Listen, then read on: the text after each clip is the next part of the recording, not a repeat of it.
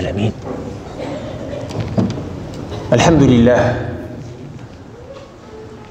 الحمد لله الذي أحسن كل شيء خلقه وبدأ خلق الإنسان من طين ثم جعل نسله من سلالة من ماء مهين ثم سواه ونفخ فيه من روحه وجعل لكم السمع ولا بصار ولا أفئدة قليلا ما تشكرون.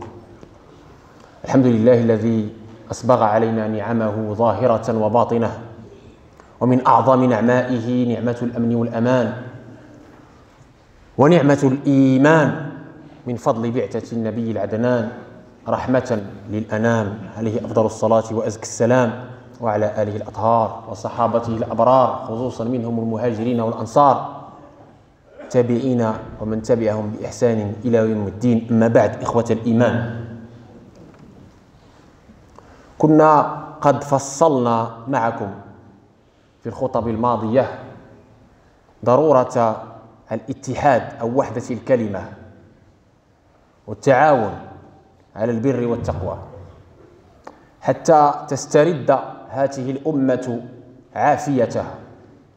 واليوم نتكلم عن موضوع هام وخطير في إطار تصحيح بعض المفاهيم المغلوطة. المفهوم الذي نريد أن نتدارسه هو مفهوم الفرقة الناجية. الفرقة الناجية، وهذا المفهوم تستعمله كثير من الفرق الشاردة لتفريق المسلمين وبث روح التنازع والتحاقد والتباغض والتشاحن بينهم. Mes chers frères, mes chères sœurs, nous avions abordé l'obligation de l'union et de la solidarité et de l'entraide entre nous dans le bien et la piété. Dans la continuité de ce sujet, nous abordons aujourd'hui un concept qui a été galvaudé, déformé par les sectes, pas seulement aujourd'hui, mais à travers toute l'histoire de l'islam. Il s'agit du concept du groupe sauvé, qui a été utilisé à tort et à travers pour diviser la Ummah et créer la zizanie.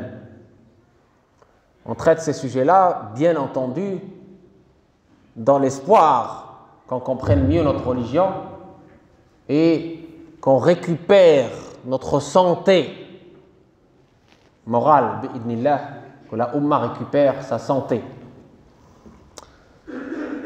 إن الله تبارك وتعالى يقول في كتابه العزيز بعد أعوذ بالله من الشيطان الرجيم ولا تزكوا أنفسكم وأعلم بمن اتقى. آية واضحة. Allah tabaraka wa ta'ala nous dit dans le Coran: ne vous vantez pas vous-même, car Allah seul sait qui est vraiment pieux, qui le craint le mieux.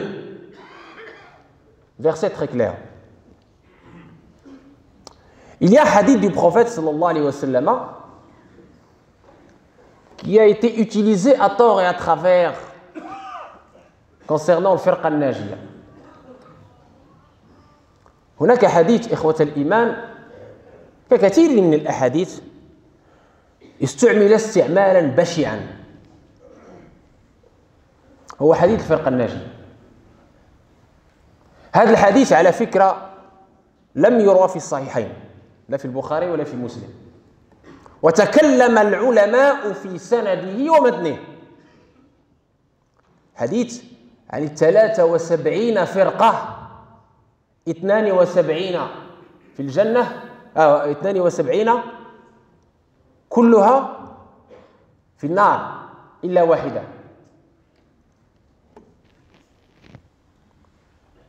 ما هو سند هذا الحديث وما هو متنه؟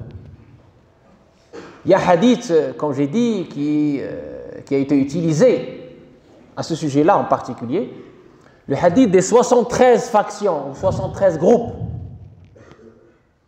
Tous seront en enfer, kulluha fi nar illa wahida. Tous seront en enfer sauf une. Ça fait peur. Eh bien, on va rapidement donner la synthèse de ce qu'on appelle sanad, la chaîne de transmission de ce hadith, qui, je le rappelle, n'a pas été rapporté ni dans Al-Bukhari ni en Muslim, et aussi le matn de son contenu, qu'est-ce que les savants ont dit. Pourquoi les savants? Parce qu'on ne peut pas, encore une fois, je le répète, comprendre le texte scripturaire de nous-mêmes, selon nos patients, sans regard aux règles, et sans savoir déjà ni l'authenticité du texte, ni s'il y a d'autres textes qui diminuent la portée ou qui contextualisent ce hadith, ou s'il y a d'autres éléments par rapport à ce hadith. Eh bien, ce hadith des 73 factions, dans sa version que je vous ai citée, plusieurs muhaddithines, c'est-à-dire spécialistes du hadith, ne l'ont pas authentifié. Parce que dans sa chaîne, il y a quelques transmetteurs qui ne sont pas dignes de confiance. C'est la première remarque. L'imam Shawkani synthétise et dit, et la plus faible des versions, c'est celle où il y a kulluha fi nnari illa wahida, tous en enfer sauf une. C'est la plus faible des versions. Il ne convient pas de dire que le prophète a dit ça. Ça, c'est l'imam Shawkani qui le dit. Première remarque. Deuxième remarque, la version de Abu Daoud, de l'Hakim, de Ibn Hibban et Tirmidhi, chez certains muhaddithines, c'est la meilleure vis-à-vis de son authenticité, de l'authenticité du sanad, la chaîne. Et à ce moment-là, cette version, qui est rapportée par Tirmidhi, l'Hakim, Ibn Hibban, Ibn Majah, ne comporte pas cette dernière phrase, tous en enfer sauf une. والرواية التي رواها الترمذي وابن حبان والحاكم التي صححها بعض العلماء ليس فيها كلها في النار إلا واحدة. وهذا قول الشوكاني كذلك أن هذه الزيادة لا تصح عن رسول الله صلى الله عليه وسلم، هي ضعيفة. ولن أطيل. الخلاصة أن هذا الحديث اختلف في صحته. هذه أول ملاحظة.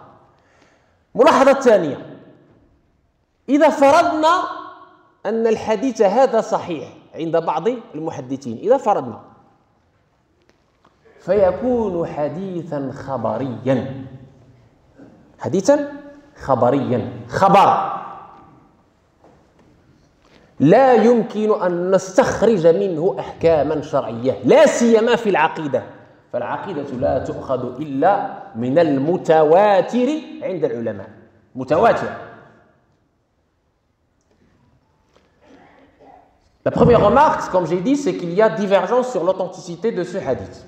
La deuxième remarque, mes chers frères, mes chères sœurs, à supposer même, selon les conclusions de certains muhaddithines, que le hadith est authentique, eh bien c'est un hadith khabari. Il donne des informations. On ne peut pas déduire des jugements, notamment par rapport à la aqidah, qui est l'épine dorsale de notre religion. La aqidah, le dogme, le credo. Les savants ont dit, on ne peut pas déduire les statuts juridiques du hadith qui n'est pas rigoureusement authentique, qui n'est pas mutawatir, c'est-à-dire rapporter des dignes de confiance sur les dignes de confiance sur les dignes de confiance. Très important. Et donc, qu'est-ce qu'on peut déduire de ce hadith? À supposer qu'il est vrai, qu'il est authentique, c'est que, oui, c'est un fait historique. La Ummah s'est divisée dans le passé, se divise maintenant et se divisera peut-être dans l'avenir aussi. Sur combien de groupes? Des fois, ça dépasse les 70, des fois, dans l'histoire de l'islam, c'est au-dessous de 70. C'est une information. Et on le sait, à travers l'histoire, il y a eu des sectes. Il y a eu des sectes. La première secte qui a émergé en islam, c'est le Khawarij. Khawarij, dès le 1er siècle. Sidna Ali les a combattus, on le sait. D'accord? Et puis il y a eu Al-Qadariya, Al-Jabriya, Al-Jahmiya, Al-Murji'a, Al-Mushabbiha, Al-Mujassima, etc., etc., etc. Et dans chaque époque, et dans chaque espace, il y a malheureusement des sectes. Pourquoi? Parce qu'il y aura toujours des groupes de personnes ou des personnes qui ont mal compris leur religion et qui ne veulent pas faire référence aux savants qui sont, je le rappelle, comme le dit le prophète, les héritiers des prophètes. Donc ils veulent comprendre les textes scripturaires selon leurs patients, ils s'égarent et égarent ceux qui les suivent. Ça existe de tout temps et dans tout lieu. Donc c'est un hadith khabar, c'est une information qu'on nous donne, que le prophète a reçue, qui nous donne, oui, il y a ces divisions, oui, il y a des groupes qui sortent de la ligne droite, mais attention, ça ne nous donne pas le droit de juger nos frères et sœurs et de les catégoriser. On a parlé de la différence entre le jugement et le conseil. أن تحقر إخوانك أو تسبهم أو تسيء الظن بهم هذا أمر محرم في الشريعة. ومقابله النصيحة بالحسنى كما رأينا التي لها أدبياتها بطبيعة الحال. واجبك مع إخوانك النصيحة بالحسنى. Donc les personnes qui mettent en avant ce hadith pour exclure leurs frères et sœurs, ce sont des personnes dangereuses. Pourquoi? Parce que Allah tabaraka wa ta'ala nous dit La tuzku anfusakum, ne vous vantez pas vous-même comme vous venez de l'entendre. Parce que Allah tabaraka wa ta'ala dans le Coran nous rappelle le comportement de Satan, qui a dit, qu'est-ce qu'il a dit Satan? Ana khayrun min, je suis meilleur que lui. Satan s'est enflé d'orgueil et il a été chassé ad vitam aeternam de la miséricorde d'Allah. فطرده الله تبارك وتعالى من رحمته. هذا الشيطان هو الذي قال أنا خير منك. أتريد أن تتبع الشيطان وتقول أنك أنت الفرقة الناجية وأخوك الفرقة الضالة؟ أبدا. من أنت حتى تحكم على الناس؟ الله تبارك وتعالى يحكم بيننا، وإذا كان هناك اختلافات تحل بالحسنى وبالحكمة ولا تحل بالسب والشتم. Et si on a des divergences, ou si même, quand bien même notre frère est dans une voie qui n'est pas la bonne, eh bien il faut être sage, il faut être dans la douceur pour pouvoir lui passer le message, pour pouvoir le sauver. Ça sert à quoi de l'écraser et de soutenir le diable contre ton frère? Non, il faut être un soutien de ton frère pour qu'il puisse sortir de sa situation, si sa situation est mauvaise ou égarée ou ce que vous voulez. Mais catégoriser les gens en les insultant, celui-là il est bid'a, celui-là il est ceci, celui-là il est hizbi, celui-là il est quburi, celui-là il est dal. Les salafs ne faisaient pas ça, et on va voir des exemples. Les salafs dans le vrai sens du terme, le terme historique, les pieux prédécesseurs n'étaient jamais dans le dénigrement, n'étaient jamais dans l'insulte, n'étaient jamais dans la mise en garde contre les autres, le jeu de mise en garde. Écoutez bien ce que nous dit le prophète sallallahu alayhi wa sallam pour nous prévenir et qu'on nous soit prémunis de cet acte diabolique qui est ana khayrun mink. Je suis meilleur que toi, ou je me vante, je suis la vérité, tu es l'erreur. Non. Le prophète sallallahu alayhi wa sallam, dans ce que rapporte Al-Bukhari, Muslim dans son authentique, La yadkhulu al-jannata man fi qalbihi mithqalu dharratin min kibr. Ne rentre pas au paradis celui qui a dans son cœur une attente d'orgueil. L'orgueil est une maladie grave, un péché grave du cœur. On a vu les péchés du cœur, les maladies du cœur. Deuxième hadith, dans ce que rapporte Muslim dans son authentique. Man qala halaka an-nas kana ahlakahum wa man qala khasira an-nas kana akhsarahum. Écoutez bien et méditez. Celui qui dit que les gens sont perdus, alors c'est lui le plus perdant. Ce n'est pas moi qui le dis, c'est le prophète dans l'authentique de Muslim. Celui qui dit les gens ont péri, eh bien c'est lui qui va être le plus péri de tout le monde. Qui es-tu pour juger? Juge-toi toi-même, c'est mieux pour toi. Au jour du jugement, tu ne vas pas être jugé sur les actes des autres. Tu vas être jugé sur ce que toi tu as fait. Et bien sûr, le conseil est toujours bienvenu s'il est fait avec ses convenances. ويقول رسول الله صلى الله عليه وسلم كذلك Sibabul muslimi fusuq wa qitaluhu kufr. Et dans l'authentique de Muslim également, écoutez bien, insulter ton frère est une perversion. Le combattre est une mécréance. Wal'iyadu billah. Sibabul muslimi fusuq wa qitaluhu kufr. وكان صلى الله عليه وسلم يطوف حول الكعبة ويقول ما أعظمك ولكن حرمة المؤمن أعظم. Très important. Comprendre qu'on ne peut pas dire n'importe quoi vis-à-vis de nos frères. Préservons nos langues pour qu'on puisse préserver nos cœurs de la haine et de la discorde qui aujourd'hui nous divisent encore plus. Ça sert à quoi de se diviser encore alors qu'on est déjà bien divisé?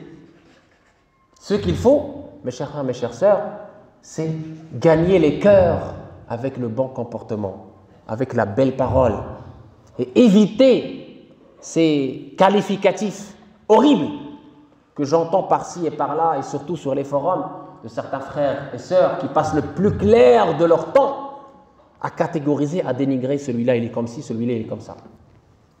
Et pour terminer cette première partie, regardons comment les vrais salafs ont agi.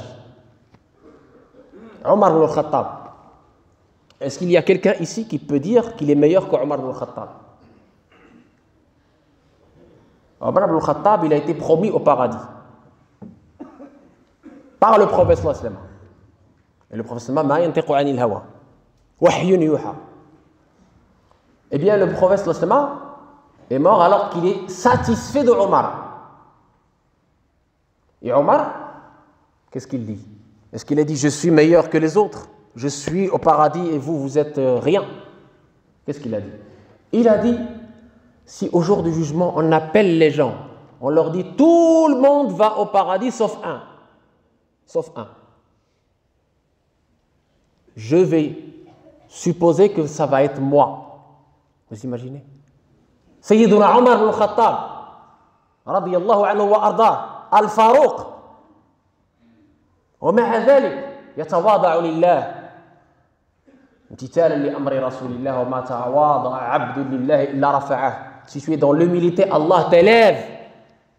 Si tu es dans l'orgueil, ça veut dire que tu suis Satan, tu ne suis pas le prophète sallallahu alayhi wa sallam. Est-ce que tu connais ta finalité? Khatimatuk. On le sait. الأعمال بالخواتم والمتكبرون والعياذ بالله تكون خاتمتهم سيئة والعياذ بالله. Et les orgueilleux, malheureusement, les vaniteux, eh bien, qu'ils craignent la mauvaise fin. Un deuxième exemple et dernier, parmi nos salafs, nos pieux prédécesseurs, l'imam Ahmed ibn Hanbal, أعمدة الحديث النبوي صاحب المسند. ومن هو إمام أحمد منا نحن؟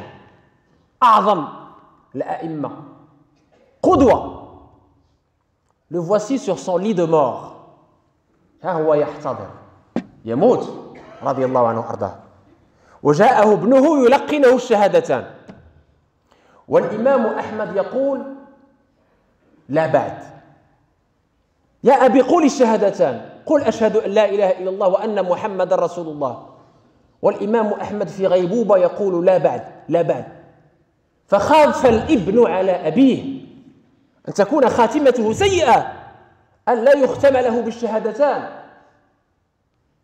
فاستفاق الإمام أحمد من غيبوبته وقال إنه الشيطان كان يقول لي قد نجوت مني يا أحمد وأقول له لا بعد إني لم أمت حتى أنجو منك. سأنجو منك عندما تفارق هذه الروح الجسد. فشهد الشهادتان ثم مات رضي الله عنه وارضاه. هؤلاء هم السلف الصالح. هكذا كانوا مع الله ومع الناس في تواضع. لم يكن أحدهم يدعي شيئا ولم يكن أحدهم يقذف الآخرين ويسبهم ويجعلهم هكذا وهكذا ويزكي نفسه. Et voici l'imam Ahmed, je disais, sur son lit de mort, son fils vient pour essayer de lui de faire en sorte que les derniers mots de son père soient Ashhadu la ilaha illallah wa ashhadu anna Muhammadan Rasulullah, les deux témoignages d'unicité d'Allah et que Sayyiduna Muhammad est son dernier messager. Et bien l'imam Ahmed, il disait, il était dans une espèce d'absence, il disait pas encore, pas encore, pas encore. Et le fils, il s'inquiétait. Il disait, voilà l'imam Ahmed qui me dit non, alors que je suis en train de l'inciter à faire shahadatan. Il me dit non, non, pas encore, non, pas encore. Qu'est-ce que c'est que ça? Il a eu peur, il était inquiet pour son père. Et puis son père se réveille d'un coup. Il lui dit, oh mon fils, je ne disais pas à toi, non. Il y a Satan qui est venu me voir et il m'a dit, maintenant Ahmed, tu es sauvé de moi. Tu as été sauvé. Et moi je lui disais, pas encore. Tant que mon âme reste dans mon corps, tant que mon esprit reste dans le corps, je ne peux pas me considérer comme sauvé. Ou comme le groupe sauvé, ou comme je ne sais quoi d'autre comme qualificatif. Je ne peux pas me vanter tant que je ne suis pas passé de l'autre côté. Parce qu'il savait que les actes ne valaient que par la fin, al-khatima. Allahumma ahsin khawatimana fil umuri kulliha wa ajirna min khizyi ad-dunya wa adhab al-akhirah. Et voilà l'imam Ahmed qui finit donc par shahadatan et qui meurt sur la shahadatan. Et voilà l'imam Ahmed qui nous donne l'exemple de l'humilité, de l'abnégation. Qu'Allah tabaraka wa ta'ala fasse que nous soyons dans cette humilité et dans cette abnégation.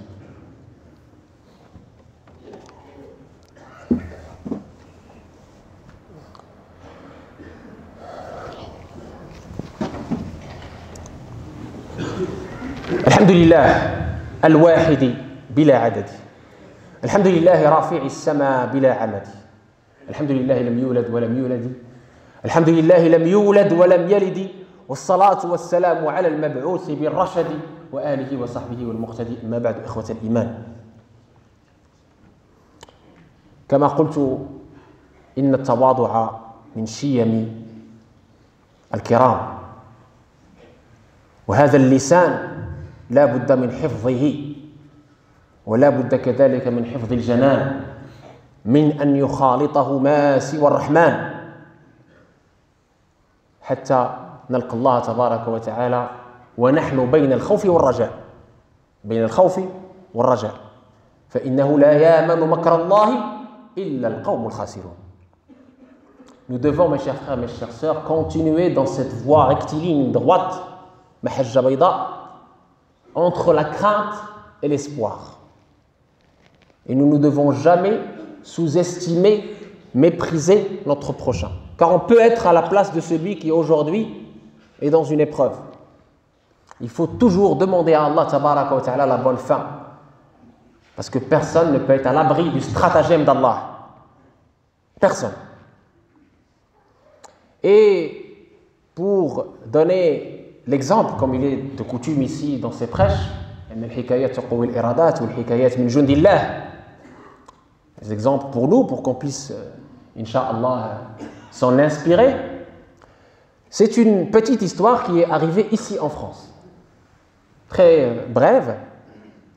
Il y avait la prière du Jumu'ah. On était assis sur le minbar, à attendre l'adhan.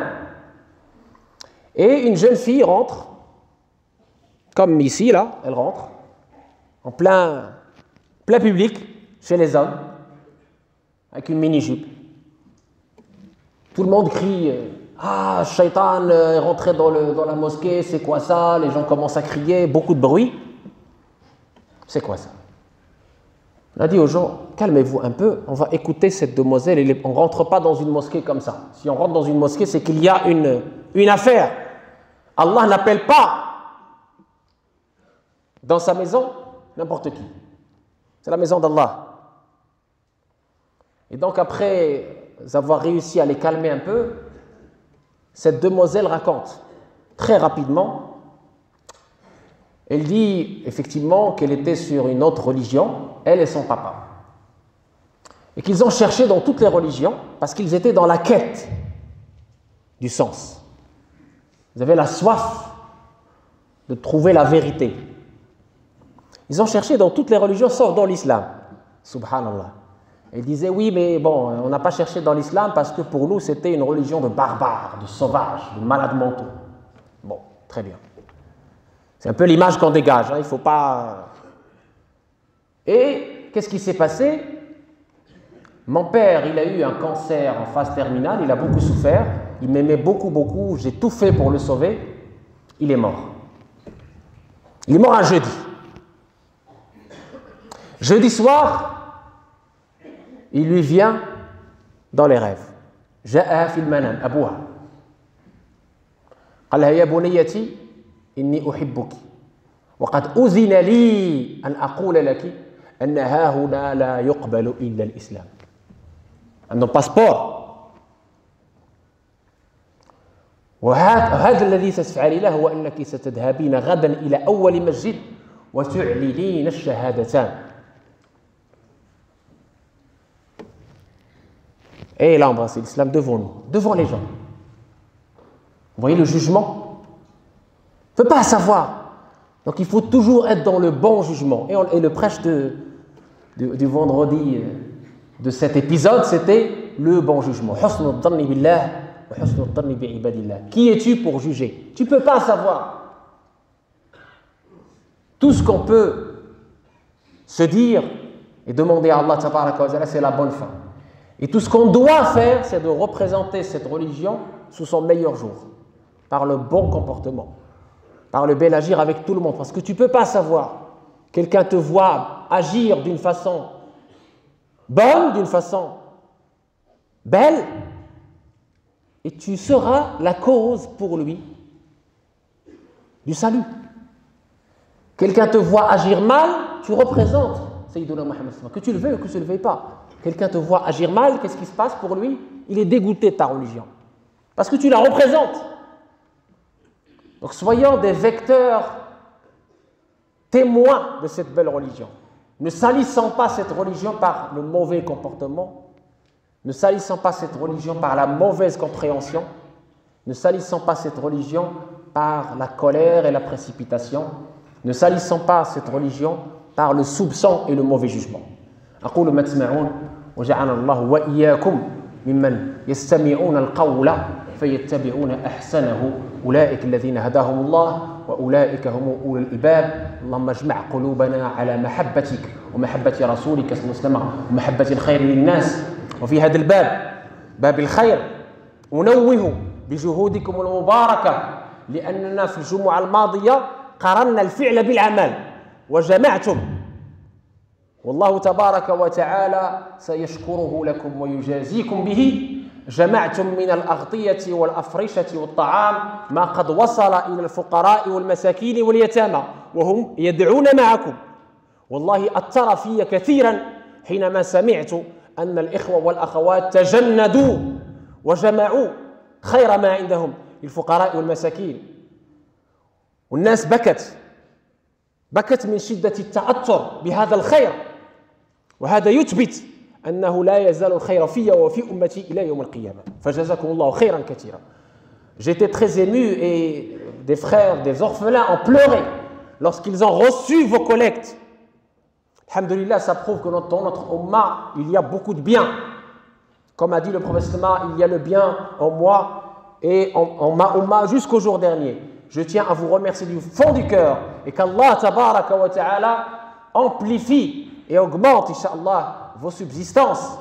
Allahumma arzuq kulla man anfaqa fi hadha al-bab وزيده يا أرحم الراحمين من فضلك يا أرحم الراحمين غنيه غنى الظاهر والباطن يا أرحم الراحمين. اللهم يا أرحم الراحمين الكريم الكرماء فإنك أنت الكريم. Comme Allah tabaraka wa ta'ala est le généreux et comme vous vous êtes montré généreux, et bien qu'Allah tabaraka wa ta'ala se montre généreux également envers vous, et c'est une certitude.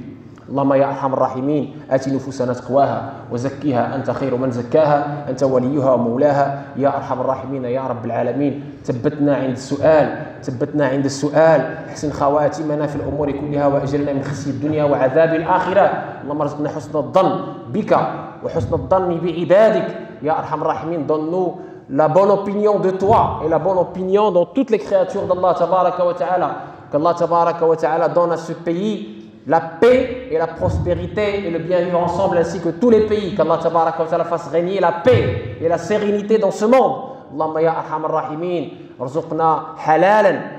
ارزقنا حلالا غنينا لحلالك عن حرامك. اللهم فارج الهم كاشف الغم مجيب دعوة المضطرين رحمن الدنيا والآخرة ورحيمهما تعطي من تشاء منها وتمنع من تشاء. ارحمنا رحمة تغنينا بها رحمة من سواك، ارحمنا رحمة تغنينا بها رحمة من سواك.